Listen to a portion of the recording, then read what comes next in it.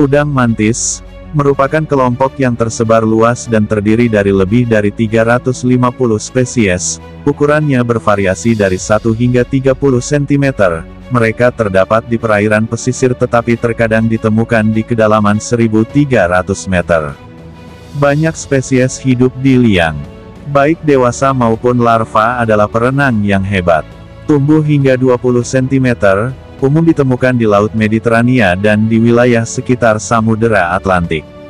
Ia hidup di dasar berlumpur dan di antara puing-puing organik dan diambil secara komersial di perairan lepas pantai Jepang untuk konsumsi manusia. Udang mantis sangat cerdas. Mereka menunjukkan perilaku sosial yang kompleks, dengan ritual perkelahian dan aktivitas perlindungan. Dengan kemampuan belajar dan menyimpan ilmu yang besar, udang mantis dapat mengenali dan berinteraksi dengan udang lainnya.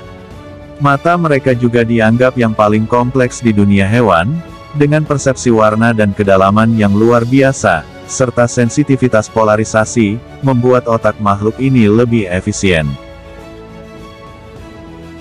Udang mantis, krustasea laut yang terkenal karena kemampuannya melancarkan serangan kuat berkecepatan tinggi yang dapat memecahkan cangkang moluska dan bahkan kaca akuarium. Ia melakukan hal ini dengan pelengkap raptorialnya, kaki depannya yang dikhususkan untuk perlindungan dan makan. Ada banyak spesies udang mantis yang berbeda, dan morfologi pelengkap raptorialnya mengklasifikasikan udang mantis sebagai spirir, smasher, atau undiferensiasi.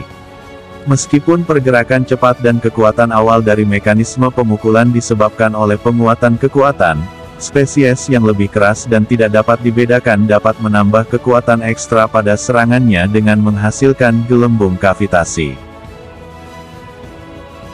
Pelengkap raptorial dibagi menjadi 4 segmen: merus, carpus, propodus, dan daktil.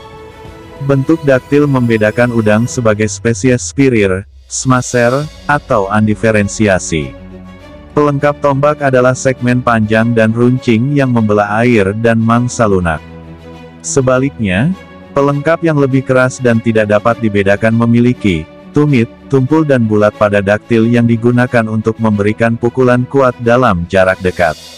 Tumit yang berakselerasi dengan cepat inilah yang menciptakan gelembung kavitasi. Gelembung kavitasi tercipta ketika suatu benda bergerak melalui air dengan kecepatan sangat tinggi dan menciptakan gradien kecepatan ekstrim pada air yang mengalir. Pada kondisi yang tepat, hal ini akan menghasilkan rongga atau gelembung yang tekanannya sangat rendah sehingga air dapat menguap.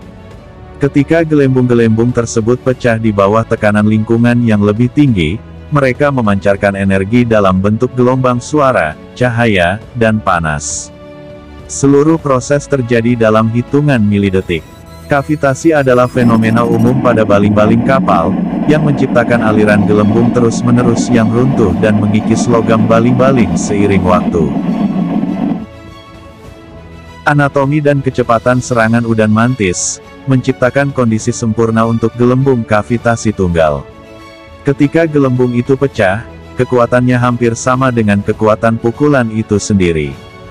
Gelembung kavitasi tunggal sebanding dengan penembakan peluru kaliber 22. Ini adalah pukulan 1-2 dari laut dalam. Pelengkap spirir tidak menimbulkan gelembung kavitasi karena desainnya yang ramping.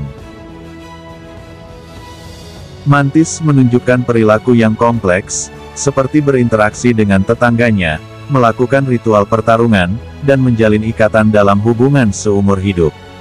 Pergerakan mereka sebagian besar mirip dengan krustasea, meskipun ada satu spesies udang mantis yang diketahui bisa berputar-putar. Pola perilaku serta penanda fluoresen pada tubuh udang, digunakan untuk menarik pasangan kawin. Beberapa udang mantis kawin dengan berbagai pasangan selama masa hidup mereka, sementara yang lain kawin seumur hidup. Secara keseluruhan, udang mantis bisa kawin sebanyak 30 kali. Betina bertelur, disimpan di liang atau di bawah ekornya. Baik udang jantan maupun betina menjaga telurnya, meskipun ada beberapa spesies udang mantis yang jantannya berburu makanan sementara betina melindungi telurnya. Ketika telur-telur ini menetas, Mereka menghabiskan waktu 3 bulan sebagai plankton.